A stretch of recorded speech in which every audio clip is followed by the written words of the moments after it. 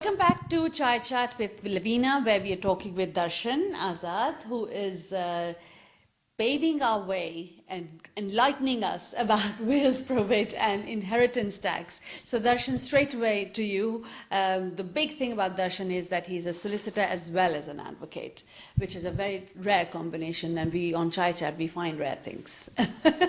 Thank you, Lavina. So, Darshan, tell me, please. We've spoken about will and the importance of the executioner.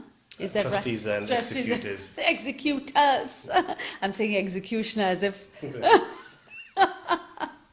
Okay, let's see how bad I'm at legal. That's why I need the legal hour. No, we're here. We're definitely here for those that need help. So tell me, once the will has been drawn out and sadly the person passes, what happens? What's the probate area and the...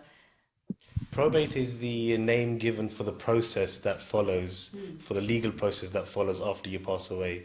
Now, the High Court has a probate department which gives something called a grant of probate. And a grant of probate is that document given to trustees or executors or administrators if there isn't a will. That document which gives them the legal right to then almost step in the shoes of the person that's passed away and deal with their estate, their assets and liabilities. So tell me, what happens, I mean, what are the next steps for the beneficiaries or the executor that we have to look out for?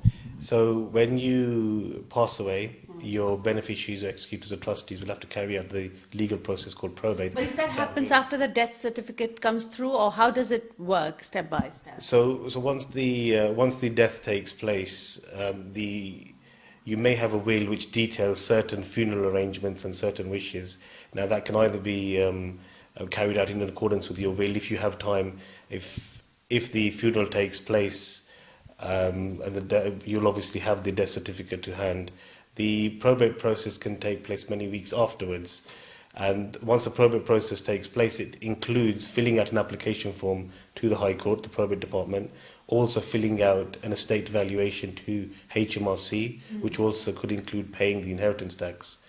And thereafter, when you're granted the grant of probate, the legal document that gives you the right to almost step into the shoes of the person who's passed away, you can then start dealing with the assets, such as selling the house, selling the properties, contacting the banks to get the money, paying off the liabilities and so on. Before this whole process even takes place, your executors or trustees should be in a position to make inquiries with certain organisations and people as to what you've left behind, whether it's an asset or liability. And that could also include making an advert in the London Gazette. So it's publicly acknowledging your death and asking people to contact them should there be any debts outstanding. Okay, so I remember at that stage, if someone else comes in, what you call claims over the will or the estate, but has not been specified, what happens there?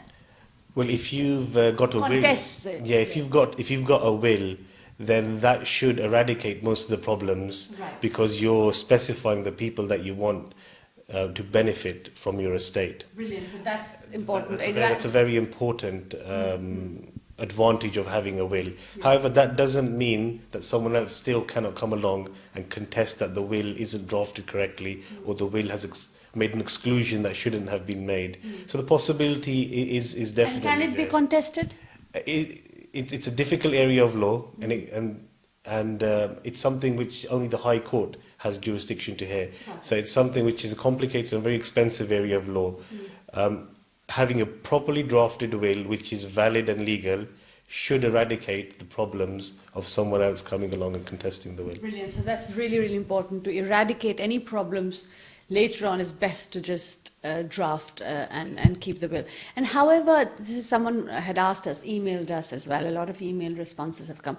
If the will is quite old, is there any timeline to it being valued, or is it fine if the will is even done, say, 40 years before and still it'll be valid? As long as the testamentary document, that is the will, is drafted correctly and has followed the legal procedure at that time, then the will remain valid for as long as it's kept there.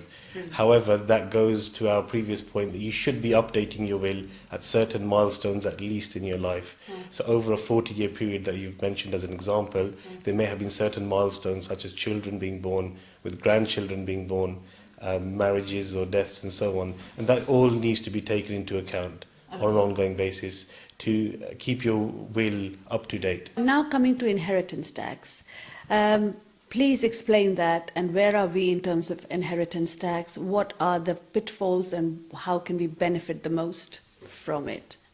Inheritance tax is the tax which is charged on the transfer of properties from one individual to another individual.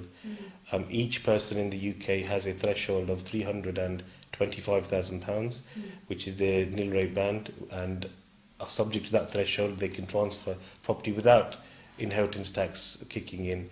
If you're a married couple, you can combine your nil rate threshold with your spouse to create a 650,000 tax band, which up to that point you can give properties or assets and pass them along to next of kin or whoever you want to as beneficiaries, subject to no tax being payable on that.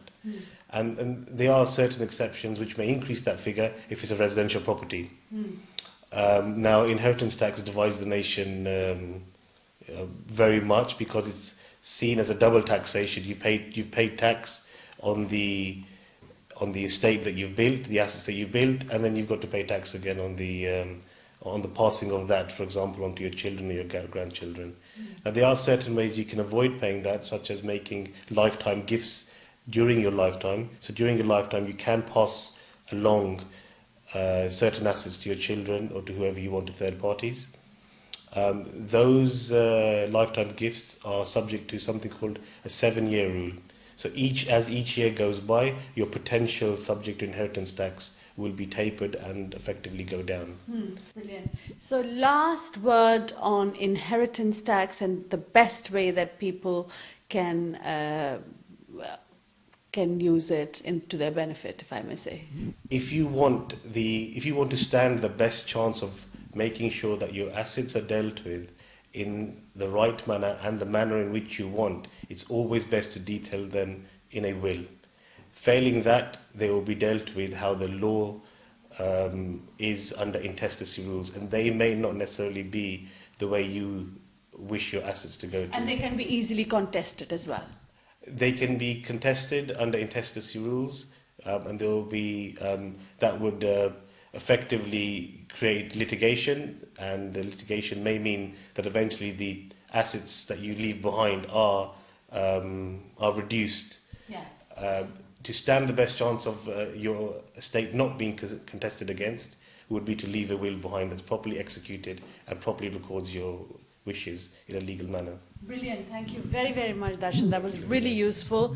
A real eye-opener at many points for me. I hope it has been for you. If you have any other question, you're very, very welcome. Though we have done the show, but we have another show coming up with Darshan soon. So please do write in to us.